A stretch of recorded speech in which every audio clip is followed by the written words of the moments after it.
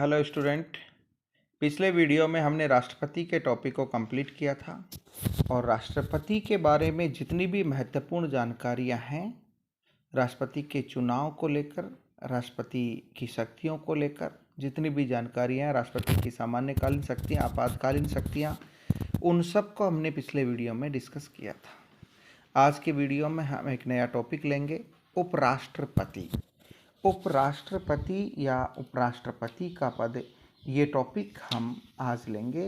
उपराष्ट्रपति की अगर हम बात करें तो आप सभी जानते हैं कि भारत में राष्ट्रपति के बाद एक उपराष्ट्रपति का पद भी होता है। कार्यपालिका का प्रधान, नाममात्र का प्रधान राष्ट्रपति होता है और राष्ट्रपति के नीचे जो पद होता है वो उपराष्ट्रपति का पद होता है।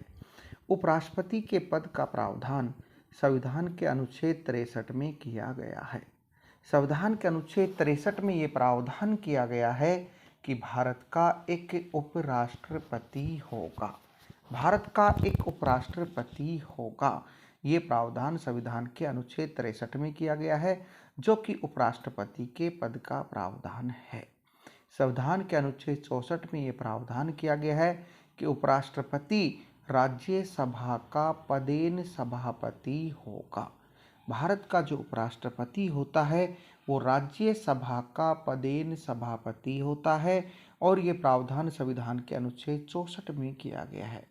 पदेन सभापति का मतलब क्या होता है ये भी आप समझ लीजिए। कई बार क्वेश्चन आता है एग्जामों में कि राज्यसभा का पदेन सभापति कौन होता है।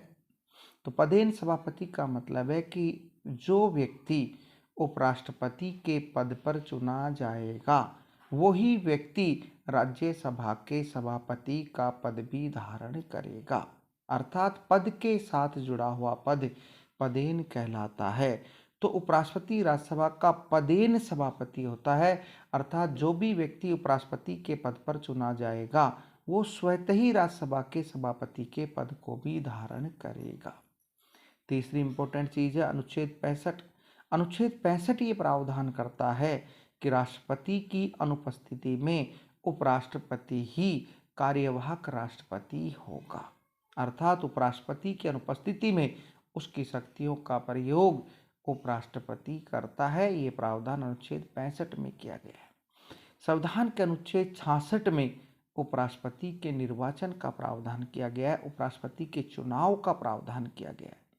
और संविधान के अनुच्छेद 66 में उपराष्ट्रपति के चुनाव का जो प्रावधान किया गया है वो इस प्रकार से किया गया है कि उपराष्ट्रपति का चुनाव संसद के दोनों सदनों के सभी सदस्यों के द्वारा किया जाएगा, अर्थात उपराष्ट्रपति का चुनाव संसद के दोनों सदन राज्यसभा व लोकसभा के सदस्य मिलकर करते हैं और राज्यसभा व लोकसभा के सभी सदस्य अर्थात निर्वाचित भी और मनोनीत भी सभी सदस्य उपराष्ट्रपति के चुनाव में भाग लेते हैं और उपराष्ट्रपति का चुनाव करते हैं मत देकर।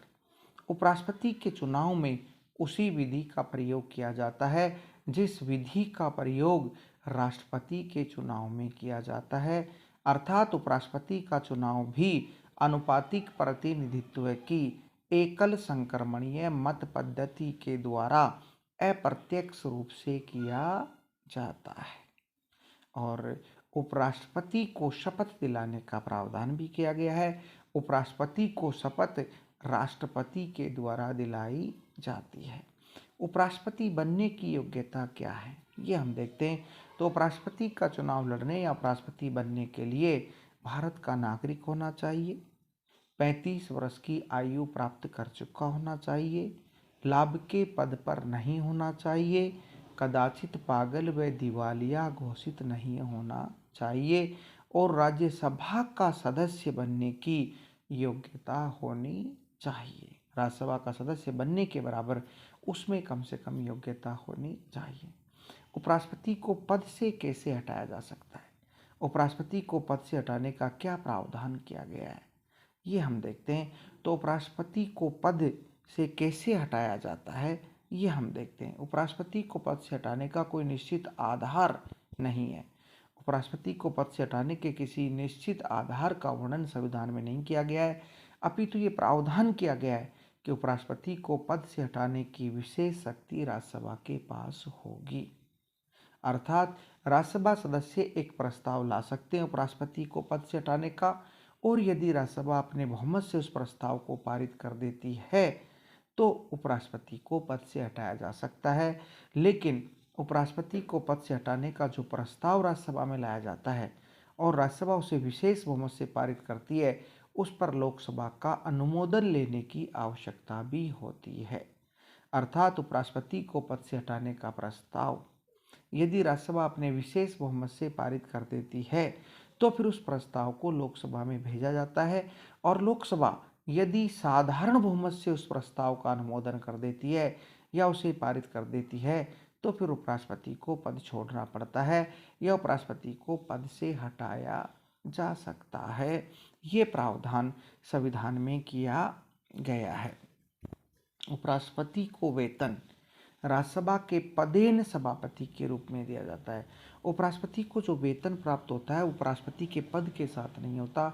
उपराष्ट्रपति को जो वेतन दिया जाता है वो राज्यसभा के पदेन सभापति के रूप में दिया जाता है उपराष्ट्रपति को वेतन। और वर्तमान में उपराष्ट्रपति का वेतन 4 लाख रुपए है, जो कि उसे राज्यसभा के पदेन सभापति के रूप में प्राप्त होता है।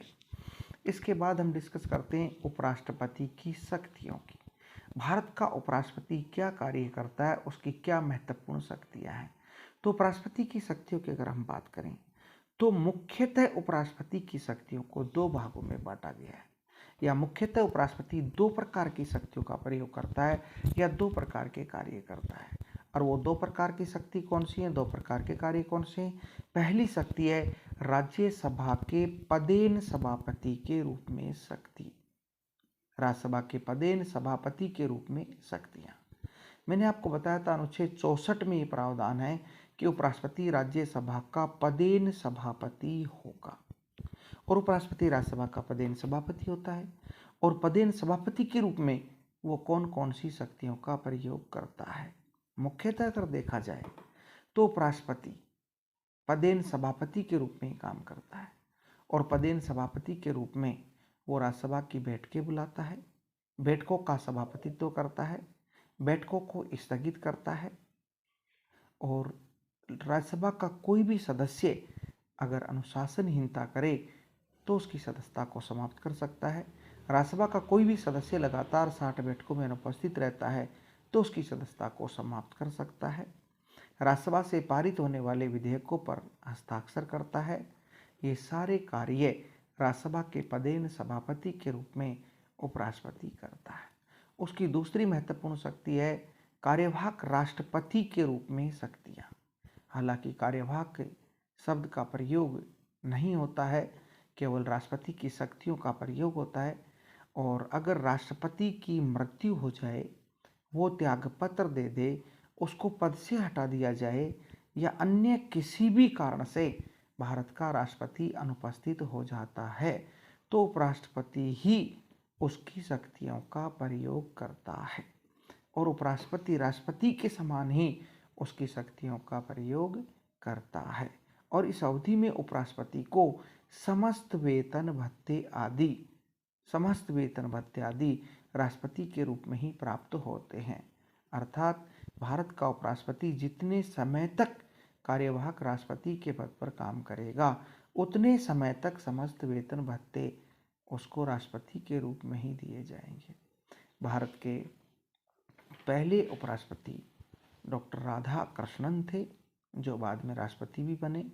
तो भारत के पहले उपराष्ट्रपति डॉक्टर राधाकृष्णन थे, जो लगातार भारत के 2 बार उपराष्ट्रपति बने, 2 बार भारत के उपराष्ट्रपति बने। वर्तमान में एम वेंकैया नायडू भारत के उपराष्ट्रपति हैं। राष्ट्रपति कृष्णकांत शर्मा एकमात्र ऐसे उपराष्ट्रपति हैं, उपराष्ट्रपति कृष्णकांत शर्मा एकमात्र ऐसे उपराष्ट्रपति हैं जिनकी मृत्यु पद पर रहते हुई है। जिनको पद पर रहते हुए जिनकी मृत्यु हुई है वो उपराष्ट्रपति कृष्णकांत है। कभी कभी ऐसा क्वेश्चन आ जाता है कि भारत के किस उपराष्ट्रपति की मृत्यु पद पर रहते हुई है। उपराष्ट्रपति के बारे में क्वेश्चन और पूछ लिया जाता है कि अगर भारत का उपराष्ट्रपति अनुपस्थित होता है तो उसकी अनुपस्थिति में उसके पद पर कार्य कौन करता है। तो उपराष्ट्रपति की अनुपस्थिति में उसके पद पर कार्य राज्यसभा का उपसभापति करता है। राज्यसभा का उपसभापति राज्यसभा की समस्त कार्रवाइयों का संचालन करता है। और भारत का उपराष्ट्रपति अगर कार्यवाहक राष्ट्रपति के रूप में काम करता है या कार्यवाहक राष्ट्रपति के पद पर काम करने चला जाता है तो वो अधिकतम 6 माह तक कार्यवाहक राष्ट्रपति के पद पर काम कर सकता है, क्योंकि हमारे यहाँ पर कोई भी संवैधानिक पद रिक्त होने पर 6 माह के भीतर भीतर चुनाव करवाना अनिवार्य है। तो ये कुछ महत्वपूर्ण इंपॉर्टेंट बातें थी जो उपराष्ट्रपति के टॉपिक में हम देखते हैं या उपराष्ट्रपति के टॉपिक में हम पढ़ते हैं। Thank you.